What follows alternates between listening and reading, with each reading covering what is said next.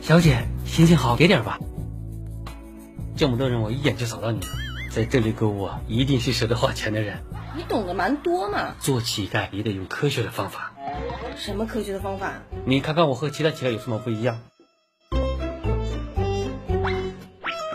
人们对乞丐都很反感，但我相信一定没有反感我。我懂的是 SWOT 分析，优势、劣势、机会和威胁。对于我的竞争对手，我的优势就是我并不令人反感。这里每天人流量上万，穷人多，有钱人更多。理论上讲，我若是每天找一个人要1块钱，那么我一个月就能挣30万。但是并不是每一个人都会给我钱，而且每天也逃不了这么多人，所以我得分析啊，哪些是我的目标客户，哪些是我的潜在客户。在这一代，我的目标客户是总人数的30%，成功率是70%，潜在客户占2%，成功率是50%，剩下5成我选择放弃，因为我没有足够的时间在他们身上拼运气。那你是怎样定义你的客户呢？首先，目标客户就像你这样漂亮的小姐，有经济基础，出手大方，还有那些未成年的小女孩，我要好好的挖掘。小朋友，心情好。叔叔，你要钱吗？是啊。好吧。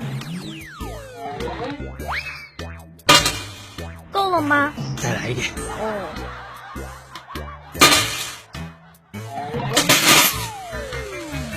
谢谢啊。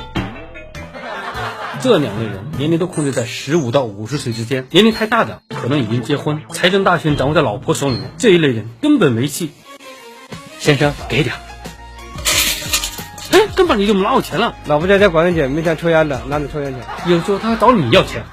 那你每天能讨多少钱？周一到周五生意差点，200块左右吧。周六周日每天能讨到500-600。这么多？我给你算一笔账，我和你们一样，也是每天工作8个小时，上午11点到晚上7点，周末正常上班。我每乞讨一次的时间大概为5秒钟，扣除来回走动和搜索目标的时间，大概1分钟乞讨一次得1块钱，8个小时就是480块钱，再乘以成功率70%加上50%乘以60%再除以2，那就将近300块钱。千万不能黏着客户满街跑。先生，给点钱吧，少给我点儿，你少给点吧，给点吧。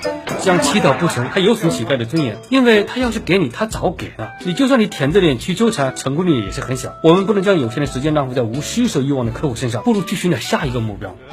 这个乞丐听上去真不可貌相，倒像是一位资深的市场营销总监。你接着说。有人说做乞丐是靠运气吃饭，我不以为然。在那个商场门口，一个帅气的男生和一个漂亮的女生，你会选择哪一个乞讨？不知道。应该去男的那边嘛。先生，给点。他身边有美女，他也不好意思不给。你要是去女的那边，小姐给点。小姐，小姐，他可以假装很害怕，然后躲你远远的呀。别给那么多。行了。男的一般都比较大方，但是女的相对来说会比较小气。还有一些情侣那就更过分了。给什么给？走。不过有时候运气好，可以碰到一些非常欣赏我的非主流。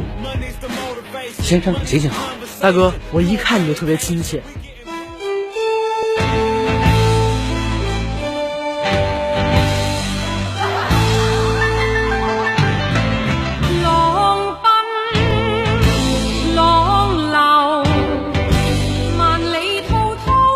有道理，我越听越有意思。所以我说啊，知识决定一切。我听10几个总裁讲过这句话，第一次听乞丐也这么说。要用科学的方法来乞讨，天天躺在大路边，怎么能讨到钱呢？谁没事整天在路上走，那多无聊啊！要用知识武装自己，学习知识可以把一个人变得很聪明。有一次，一个人给我50块钱，这50块钱给你啊，这么大方！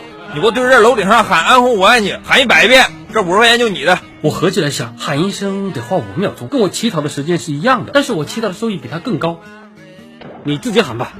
在这里，一般一个乞丐每月能讨到7800，这个城市有10万个乞丐，只有10个乞丐每月能讨到1万以上。我就是这万里挑一中的一个。21世纪最需要的是什么？人才！你想要得到更多的乞讨知识，微信添加搜索郑云，关注郑云工作室公众号，会得到很多收获。我常常说我是个快乐的乞丐，其他的乞丐说是因为我讨的钱多所以快乐，错，我是因为有快乐所以讨的钱才多。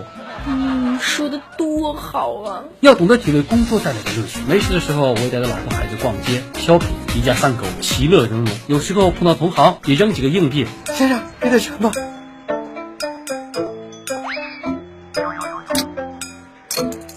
谢谢。看他们高兴的道谢，那这是人生一大乐事啊！你还有老婆孩子？我老婆在家做全职太太。宝宝上学要迟到了，快点！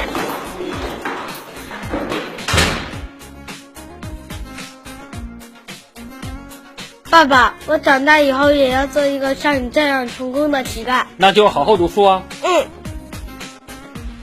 我在那边安置了一套房，10年分期，已经还了6年了。我也努力挣钱，供我的儿子读大学，念市场营销专业。5年前我在微影大中华去做市场策划，2年后升为营销经理，月薪5000，买一台电脑还得按揭，每个月还款2000，要死要活的。后来我想，这样永远也出不了头，就干脆辞职不干了。下海做乞丐，我愿意做个高素质的乞丐。你有没有兴趣收我做徒弟啊？那得潜规则啊！做乞丐也要潜规则？人才不一定是待在办公室或人才市场，不管身处什么环境、什么岗位，能通过自身努力成为专家的人，那就是人才。所以兄弟姐妹们，从现在开始，我们别再抱怨环境不好、岗位太差、收入太低，调整自己，你也是个人才。我上班去了。